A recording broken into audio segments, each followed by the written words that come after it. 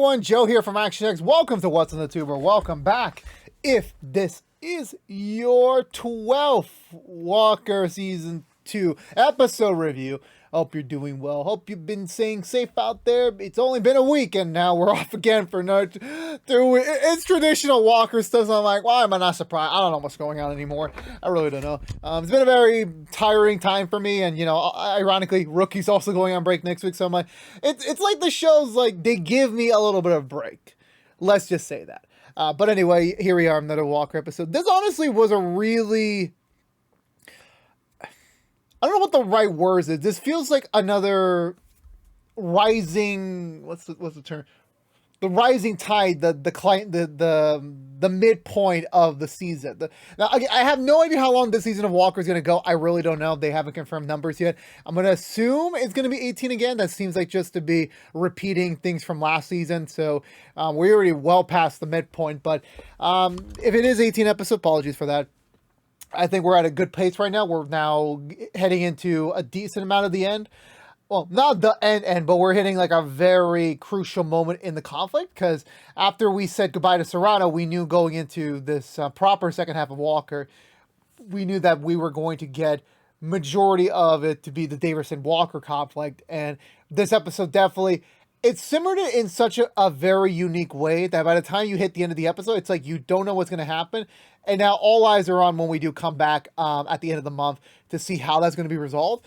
I liked how they handled a lot of the things in terms of relationships, in terms of dynamics, in terms of just, getting the sides ready for the next part of this feud of the Walker and Davison conflict.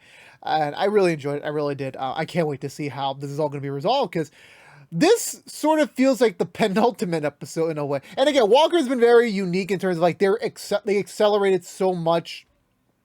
In my personal opinion, like it doesn't follow a traditional storyline where stuff you see in there are 3 moments in season 1 where it could have been the finale for season 1, but they didn't. They kept it going. They kept everything hot and paced, so they keep you loose on your feet. That's kind of how this episode feels, not in terms of like the finale sense, but more in the sense of like, we are the second, this is the second to last episode, and then next week, the next episode is the finale. That is not how it, that's not how it is, because of course we still have more episodes to go after when we do come back at the end of the month. So with that being said, let's go for the Butcher recap and talk about this week's episode of Walker. So we begin, it's the morning after. Walker and Jerry finally hooked up. They had sex.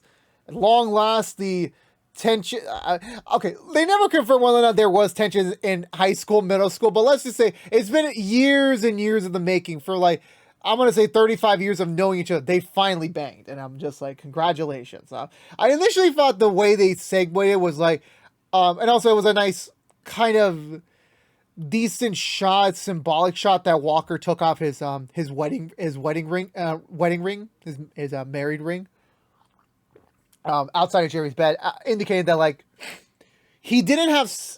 This is kind of weird to say for a PG TV-14 show.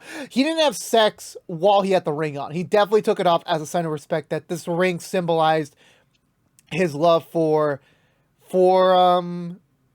Emily, and now he took it off. And again, you could be frank and say, well, he kissed Jerry 2 times with the ring on, so is that really? Okay, yeah, okay, but a kiss and having sex are 2 completely different things. So I respect him on that shot. He wakes up, Jerry's putting on a lazy shirt, and they're both, they have to talk, like, we had sex. What are we now? Because, there's been this tension between us for many, many months now, and now that we finally kindled it, what do we do with this now? Like, are we a couple? Are we just friends with benefits? What is next? And right now, Jerry, in the modern 2022 sense, 2021 sense, I don't know where this takes place in the timeline of the larger world. She says it point blank, like, look, I don't believe in labels right now, because, we are very early on. We were best friends for many, many, many years. If we put a label on it now, it could, we're jeopardizing something that's still way too early to tell how this is going to go. Which is honestly not a bad idea. It really isn't. It definitely is a good idea to do. And, but they're going to have the aspects of boyfriend and girlfriend, but they're just not going to classify yet until they are a little bit more deeper into it, which I'm just going to be completely honest. Within the next 24 hours, that label removal idea is completely gone. It literally comes out of the woodworks pretty easily. So Walker has this kind of his own mini walk of shame back to the house, because everyone knows, like, yeah, when someone comes home the next day and it isn't planned, they just assume, like, yeah, who'd you hook up with? And everyone in the Walker family just knew as soon as he came into the door that, okay, Walker finally got back out there. He's back out. They don't know he's Jerry just quite yet. And again, spoilers, they're obviously going to know as soon as they see these two again. But they point blank that, like, yeah, they all know, like, yeah, he's finally back out there. It's been more than a year, and, you know, he's finally moving on properly from Emily, and everyone's happy except for his kids, who are, like, a little bit awkward towards it, because, again, I think the parents, the children are gonna be a little bit more of the sore spot around the fact that their parent, whether it's divorced or widowed, when they officially do move on to a new partner, they're gonna feel a little. I have some stories about that, not from my parents. Ironically, my parents never had that sort of inclination to go out dating after they divorce. And I know this isn't the same thing considering the fact that Walker's widowed, but kind of a similar subject. I never had to deal with that, and even if it does happen now, it really isn't going to affect me because I'm a 24-year-old man. It doesn't really affect me too much, in my opinion. And also, I just felt old when I said I'm 24. Bro, I started doing YouTube videos when I was 12. I am fucking old. I am the old guy in the room. But so continuing onwards, the kids leave to go to school, and that leaves all the grown-up Walkers around, and Liam presents his findings to the family that, listen, I've been looking over the official property documents for the state of Texas, and I've been looking at this private map that they found earlier this season. And so when they were comparing the two, obviously, yeah, there's some very striking irregularities during these lines. So the only natural assumption is that the Daversons own the entire land the Walkers are living on. So again, like I said last week, if they found out, they could easily just try to, like, say, look, it's our land, get the fuck out, because again, all sides hate each other right now. And okay, I'll just jump to it. Yeah, so Stella tries to be friendly with the young Davis. I know they mentioned his name this episode. I should have remembered it, but I don't. He's out jogging, and Stella is still acting like they're friends, but he's, like, very much, like, you know, being a little bit petty, in my opinion. And I should know, I used to be that, where when a girl you liked is interested in someone or is with someone else, you feel petty, because, like, why are you talking to me? Like, I'm not your boyfriend. I'm not your guy. Like, go talk to him. And he does have a point too, that, yeah, this is sort of like, stuff that you should be talking about with him. And, once Stella kind of puts the connections, and also him revealing that, oh, your brother called your current thing with Todd a fling. And, obviously that changed last week with the whole kiss and the more deeper resonation that these two had. Stella's a bit torn. Also, I initially thought young Daverson just ran away with, like, crying, because I'm like, it kind of felt like that. It could just be jogging. I really don't know. I jog in the gym. I do the treadmill in the gym. I don't jog anymore. So because I don't got time. Anyway, so Stella drives off. So yeah, so it's apparent that on all fronts, the grandparents side, the main adults of the show, and the kids, all three sides of the Daversons do not like each other right now. There is very much some tension there. So it is not the right time for this to go in the wrong hands. Liam wants to get ahead of this, of course, and he wants to file, I think, an injunction, or just file the proper paperwork to absolutely make sure that the Walkers own this land 100%, that they need to find some sort of document that predates or just outlasts the original old-ass documents, the property map. But however, Grandpa Walker is a bit on the sore side of that. He's not willing to give him any sort of paper, and he's also just trying to find excuses to not give him the paper. Yeah, because it's realized that, he does not have any papers that would claim the Walkers to this land properly. There is no papers, and that doesn't sit well with Liam, since Walker is the kind of like the main patriarch of the family in his own weird way. He asked him to go do it, but Walker's got some team building exercises to do with his new partner, so he's not 100% on board with this quite yet. So he goes off to train with his new partner, Cassie. And again, ironic, this week, she's back on How I Met Your Father. So it was so weird that I think it was 2 nights ago I saw her on How I Met Your Father, and then 2 nights later I saw her here on Walker. Again, like the voice is the same. They're just playing two completely different characters. And considering how I Met Your Father is going, which we will be doing a review about that in the next couple of weeks while Walker's on break. I will say there's some certain choices to be made should Walker get renewed for season 3, and then other storyline. I'm getting too far into the weeds myself.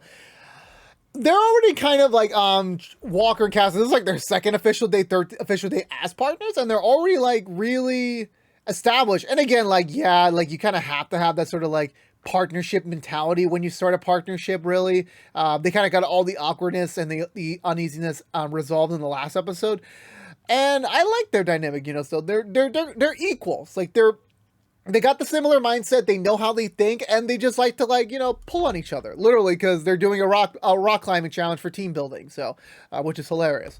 And you know, we're getting updates on each of them. Cassie wants to go meet the DA, obviously DA Daverson, to kind of get herself acquainted to it, and also get some official approval on trying to find her old partner's whereabouts. And she's aware that Walker is now with Jerry. She's like, I'm not stupid. I noticed you got a little bit of pep in your step, and I like their dynamic. Right? Like, it's very different from Walker and Mickey. It's very much different. It's similar but different, which is, I think, the right approach to make for this partnership. And so this is our only scene with them because, you know, they got other things going on. Back at the Daversons' clan house, it seems to be all right. You know, D.A. Daverson's reviewing the footage with the whole Walker confession.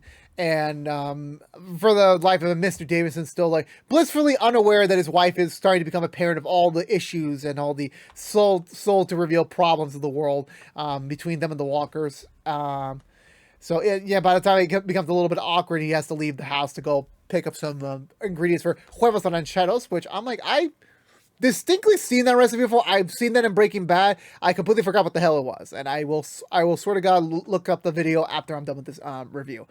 So afterwards, the grandma Daverson comes in, and they're kind of comparing notes, like, you know, they're both mothers, they're both wives, into, you know, and they're Daverson, so they're kind of just comparing notes, kind of, you know, just giving each other advice, and they're just talking about things. And sadly, young Daverson enters the room once he overhears the fact that the lantern that they found, well, he was there when they found it at the barn, in the Daversons' barn.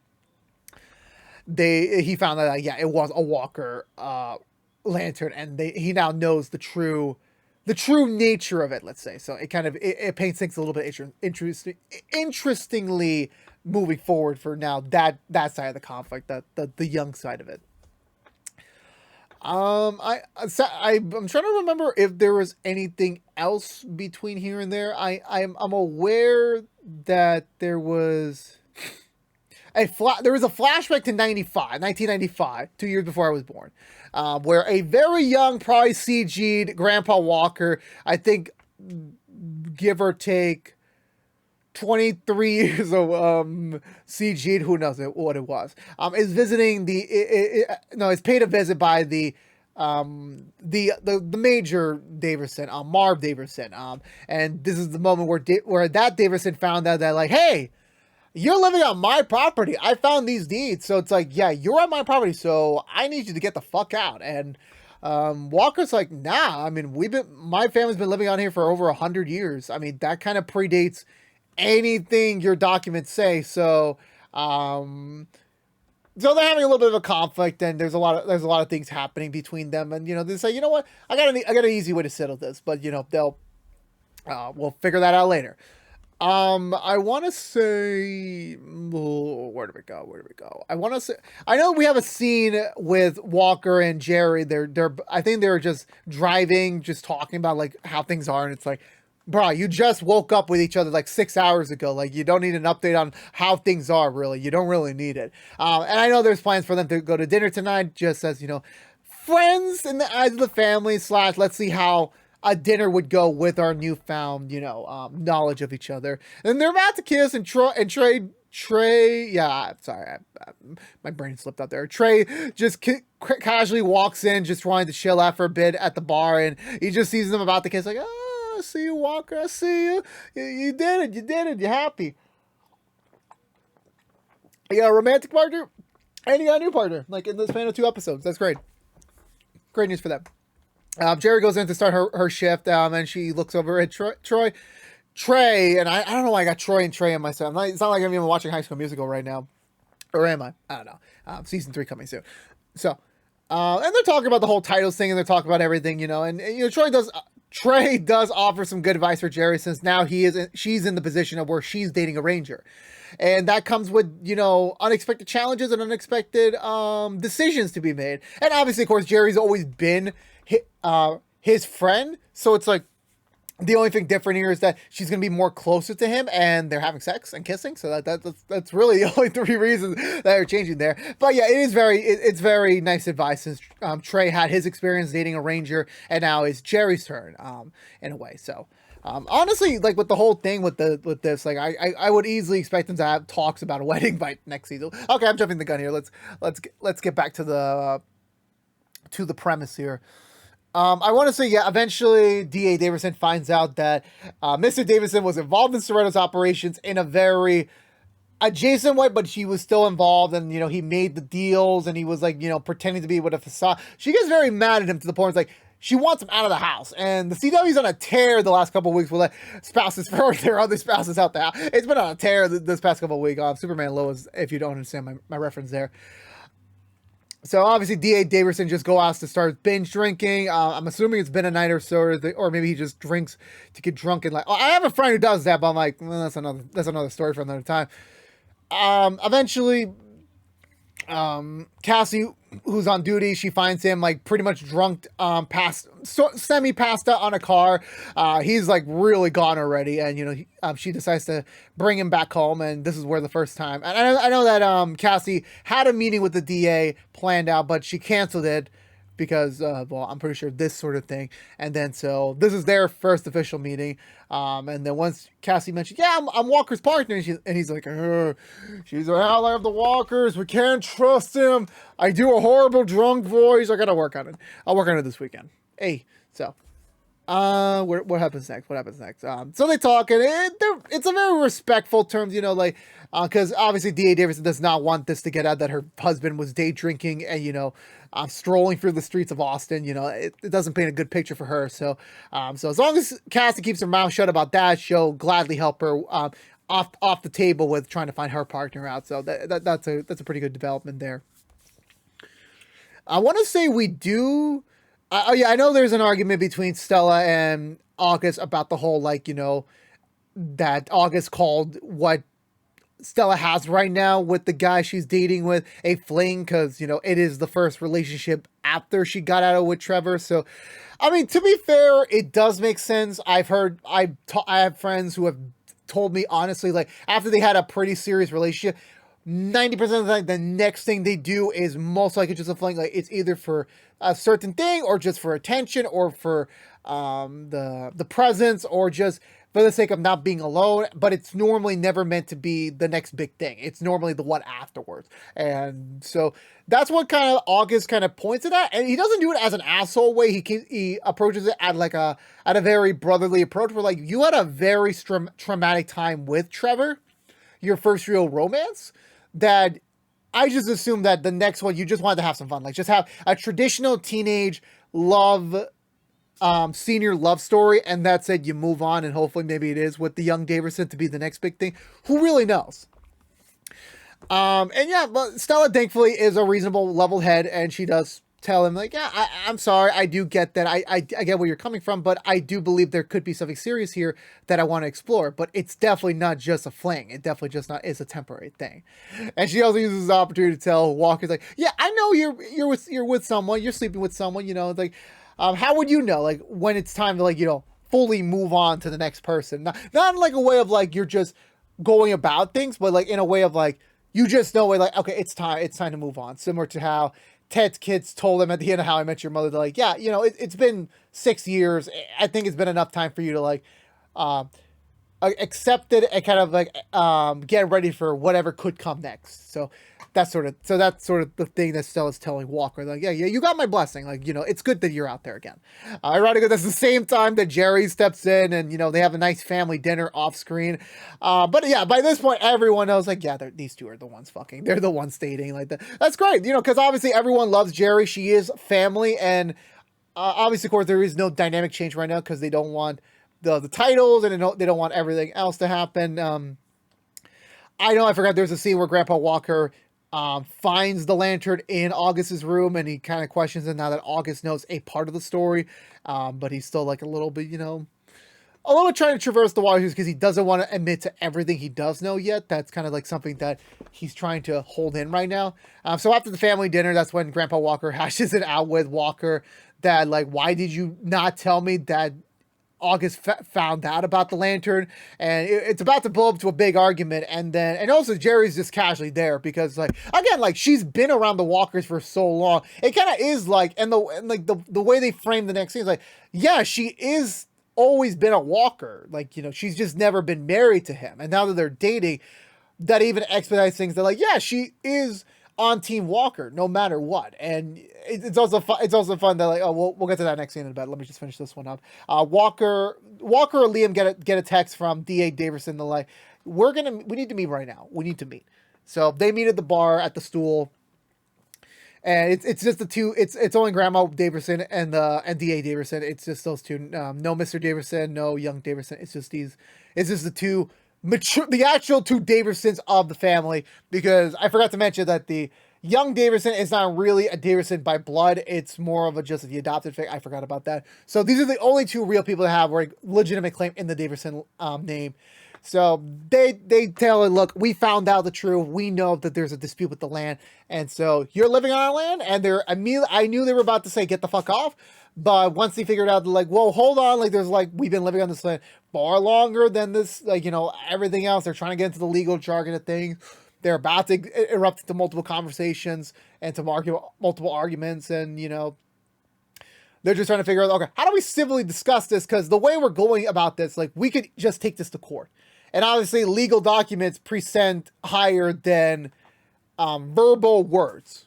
I'm just being honest with you. It definitely works like that. So, what happens next is that they're just trying to figure out how would they figure it out? How can they solve this? And Grandpa Walker was like, wait a minute, this has already been solved. And obviously, Grandpa Walker just waits for the most dramatic moment to enter the picture and say his piece. Where he said, like, yeah, me and Marv were about to hash this out, this exact same conversation back in 95. That, we, obviously the Walkers want to stay the land, but the Davidsons want their land back, i.e. to get the Walkers out. So they say, you know what, we're going to have a horse race. So my horse versus your horse, your rider against my rider, whoever wins the land, basically. They were supposed to settle it at some point after the fire, but then Marv died, so Walker just... Originally, I think Grandpa Walker feared that, like, the other Daversons knew about the agreement, but they didn't. They never came up with it, so they just assumed it was just a problem gone away. But obviously now it's come back to bite them in the ass. And so, yeah, so he reveals that, like, yeah, there was a signed agreement to have this race, that these were the terms and the bets, but obviously the race never occurred. I honestly thought that they were just going to say off the record that... And I knew, like, when I was watching this episode, like, there was no way they were going to, like, frame it like that where Grandpa Walker admits, like, he lost. Because, like, that would have obviously been, kind of bad in a sense to him if he admitted that just to be nice. Like, but no, he said it never happened. The race never happened. And the Daversons are like, let's just do that. Let's do that bit. Like, horse race. Whoever wins. And this time you get the whole land. And you get to do whatever you want with the land. And that's it. That's final. And Walker's, like, over here is like, y'all are doing this like we're on the Wild Wild West here. Like, this is 2022. We are civilized people. There must be a modern solution to figure out our problems. And they're like, no, horse race. Which I'm like, okay, bet, let's do it. Let's do a horse race. Obviously, there's a lot of, what's going to happen, who's going to race, what horses are going to use. There's a lot of questions, but guess what? We'll find that out next time. But so they settle it there. D.A. Davidson and Liam agree to have a mutual meeting to discuss the finer terms of the contract of this bet. And they do so. They get that squared away, and then D.A. Davidson also, as a backstep to Liam, tells like, this: no matter what happens with the race, I'm going to somehow reopen my father's case, because now with, like, obviously with the evidence that they have against Walker, there is a decent amount of claim to maybe kind of like reopen the case, which is going to be a whole different fiasco. Whatever happens with the race next time we come back, so there definitely is another looming battle to come about when the race is over. I believe Yeah, so Grandpa and Grandma Walker talk it out, and for once, Grandma Walker's not yelling at Grandpa Walker like most old married couple do. But she does admit, like, yeah, well, you kept all that secret with Marv for all those years that I have a secret with Marv too. I was like, oh God, you slept with him again. Like, why do you keep sleeping around with men? And no, that's not it. So, before once Marv and Grandma Walker broke off their engagement, Marv went with his current his widowed wife. They tried to have another kid after the daughter, and that they all assumed, like, yeah, that Davison died, it never happened. And but however, he did live, but off the record. So apparently at some point that the Grandma Davison passed out, I guess. Didn't find out later on that basically her child that she had, that they all thought died, is still alive. But because of the health defects that it has, all the money it would have cost to kind of raise that child, it didn't really sit financially comfortable with Marv to keep it going. So he decided to fake the death, or just put it up for adoption, basically. So Grandpa Walker obviously asked the question, well, wait, that's so ironic. He came to you a couple of days before his death with that knowledge, and then he came not too long after for the race for this whole property thing, it is very suspicious. Like, you never believe in coincidences, so there definitely is something here. But what's gonna happen? Like, again, we have no idea. This is all part of, like, the bigger plan here.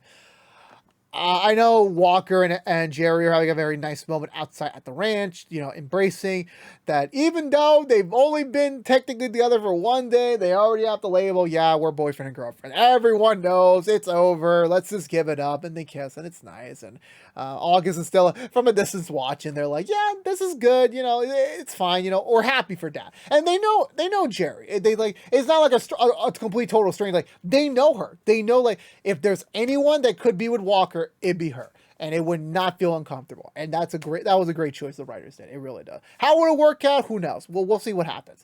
But it definitely was great to get that acknowledgement from them.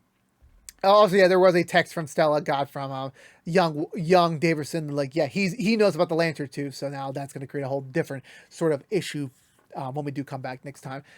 I know Grandpa. Yeah. So lastly, Grandpa Walker is about to bury the lantern. They kind of, like, kind of make that evidence inadmissible, because so the thing is that when you mention something, you have to collaborate with something. So I think if there's just a hypothetical, if they go to court on everything and they bring up the lantern, it would be helpful if the lantern wasn't around anymore.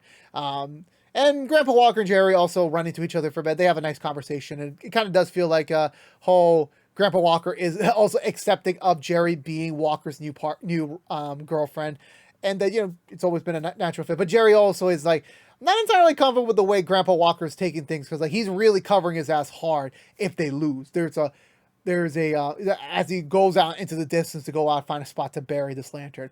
So we'll see how that all goes. That's how the episode ends, and we'll be back in a couple weeks.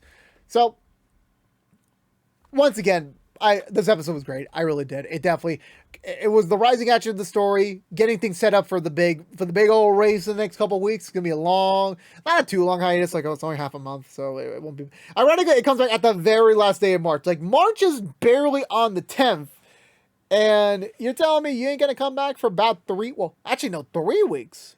We'll be off the air for 2 weeks, but, like, for distance point, it'll be 3 weeks, so it'll be a while. So I got some other Thursday shows to catch up. I've been very lagging on Grey's Anatomy, but so. Yeah, I love this episode of Walker. I really did. I can't wait to see how things progress more. I love Jerry's finally together with Walker. Cassie and Walker is still a very great dynamic to be exploring too. And, just the Davison conflict with the Walkers, it's going to ramp up to an exciting thrill in the next couple episodes. So can't wait to see how that all goes. So I give this episode 2 thumbs up. Let me know in the comments below, what did you think of this week's episode of Walker? I love to talk to you all down below, as always. And I believe that's going to do it for me today, everyone. So if you're unaware, this has been What's the 2 from Action X. We're reviewing every episode in the second season of Walker. If you want to know what we're doing normally What's the 2 besides our Walker episode reviews, we're doing rookie episode reviews each and every week after a brand episode on ABC. So go check them out. If you don't care about Walker, we'll be back in a few weeks for another episode review. Again, if you're a Walker fan, it's something that gets very, very difficult to keep up. But the story is intriguing enough to keep you going. So I'll see y'all in a few weeks for the next episode review. But again, please subscribe to us on youtube.com/ActionXvideos. Ring that bell for notification when our next review is live. Please also follow us on social media to stay up to date with any sort of updates you may have for the channel. Like, favorite, share this review if you want to. Helps us get out to other members of the Walker family around the world. But until we see each other again in a few weeks for the next episode review, please stay safe out there, be good to each other, and as always, peace out.